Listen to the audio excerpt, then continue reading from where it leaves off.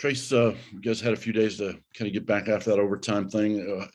You've obviously come into a week now with games with Maryland and Minnesota, teams you've beaten before. Just as you zero in on this now, I mean, obviously you know how important these two are, but how is the mindset and how ready to go are you guys?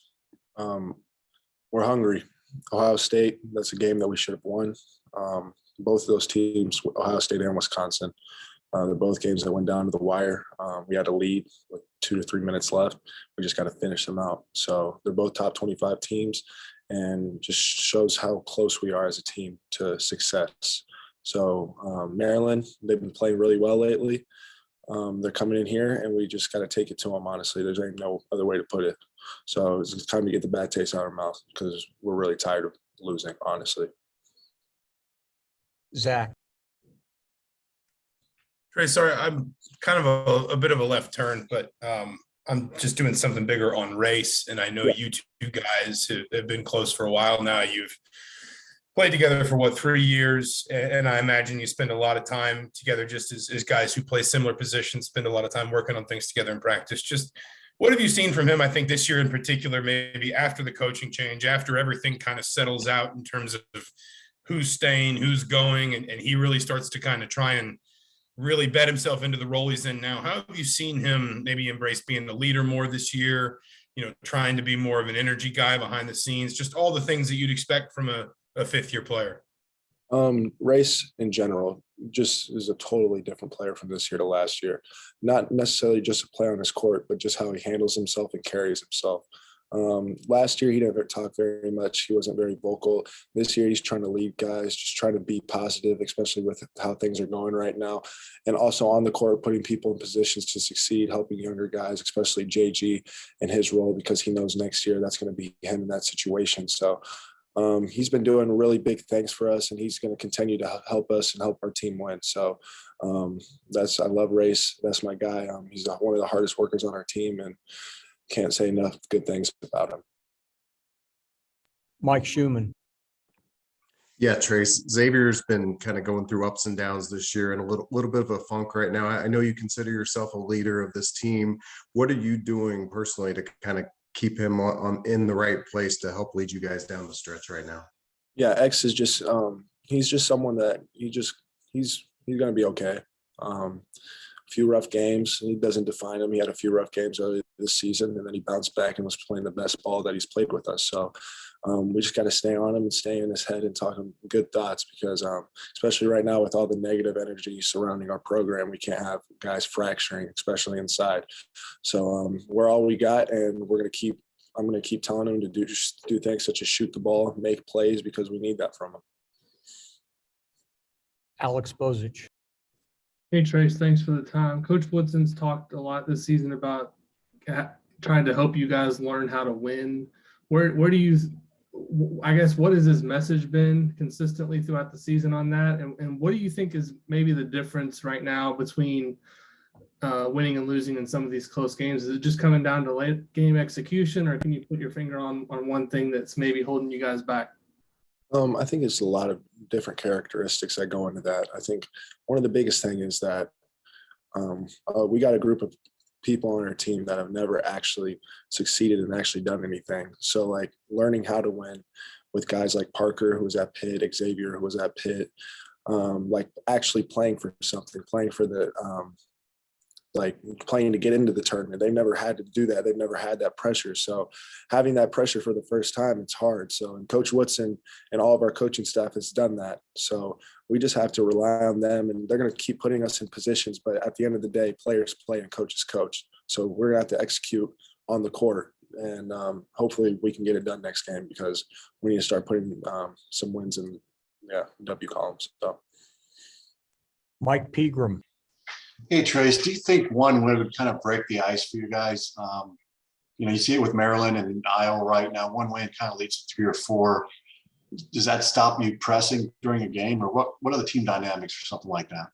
Yeah, I mean, I think that's a big thing. I think especially how it was earlier in the season when we just were getting buried on the road, couldn't find a road win. All of a sudden we beat Nebraska Then we beat Maryland on the road. So just breaking the ice, really, that's what Coach Woodson's been talking about a lot. He said, you just got to get that taste out of your mouth. And once we finally get that win, I feel like that will kind of string us to playing better and get that confidence back up. Dustin. Trayce, obviously a big reason why you guys haven't been able to close out, especially these last two, is just able to get a bucket in offensive possessions late. What, I imagine you guys have watched those and kind of looked at the good, the bad, and the otherwise. What do you think hasn't gone well? What has to go right, I guess, in some of these late when you need a bucket to try to put a game away or a free throw or something? It just comes down to preparation. Coach Woodson draws a play. We got to be 100% dialed and locked in, especially like things such as screening, getting guys in the right position. I know on one of our plays against Wisconsin, we drew up a 3-point play and no one hitting one on screen, including myself. So that was a big thing for us. So like just making sure that we're executing, because we're not executing, and that's leading us to not getting the ball where we need to get it. So. Alec, lastly.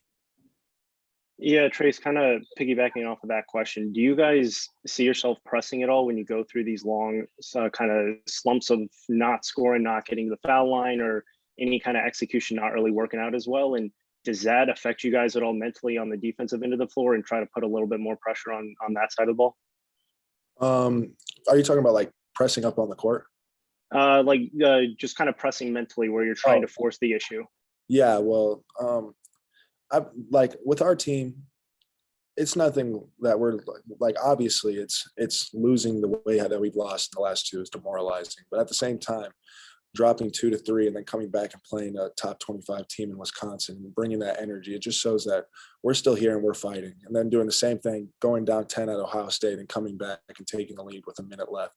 Like, it's just showing that we're still here and we're not going to go anywhere. So we just got to close out games and we got to believe, because I think that's just a confidence thing at this point. Tom. Trayce, I know at the beginning of the year when we talked about your reasons for coming back and such, you wanted to add a lot to your game, and we've seen a lot more of your right hand this year and a lot more right hand spin moves and such, and certainly a lot of improvement just in regards to covering a lot of game on defensive end. But the one thing that we haven't seen, and we all kind of thought that we would from you, is more of that little mid-range game from the elbow and stuff like that. And I know Coach Woodson has mentioned a time or two that you make those in practice and such, but we just haven't seen them in the game. Is there any particular reason for that, or is it just what's behind that? Really, it's just what Coach Woodson wants me to do. Right now, he wants me to be back to the basket player for us, and obviously, I feel like I can do more. But at the same time, if he thinks that's going to help us win, then I'm going to do it for him, because that's what matters. And obviously, I feel like I'm still drawing a lot of doubles, and we're getting good shots. We just got to start making them. And I believe in our guys, and I believe that we're going to start making them. So that's Coach Woodson's game plan, and it's playing inside out and pounding the ball inside. So that's what we're going to do. Tyler. Hey, Trayce, I hope you're doing well. This isn't as much of a basketball question, but I don't know if you saw the jerseys that you guys are wearing tomorrow. I was just wondering about your reactions to it, and also what Black History Month means to you. I've seen the jerseys. I've kind of seen a little picture of it, but I haven't seen it. I've seen like the flowers and stuff. I think that it's really cool.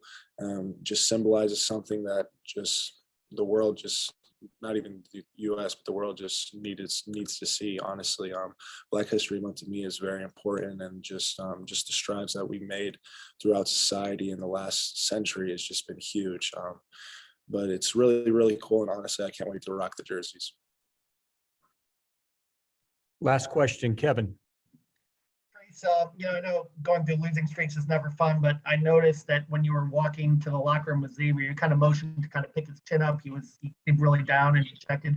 Just kind of the leadership piece of this for you, having been through a few seasons here, what's that like, and how important is that going to be for you going forward to kind of, take on that role to get things turned? Yeah. So basically, I've seen both sides of this scenario. My freshman year, we dropped, I think, 3, and then we played Minnesota, and we got a win there, and then we got a win against Penn State.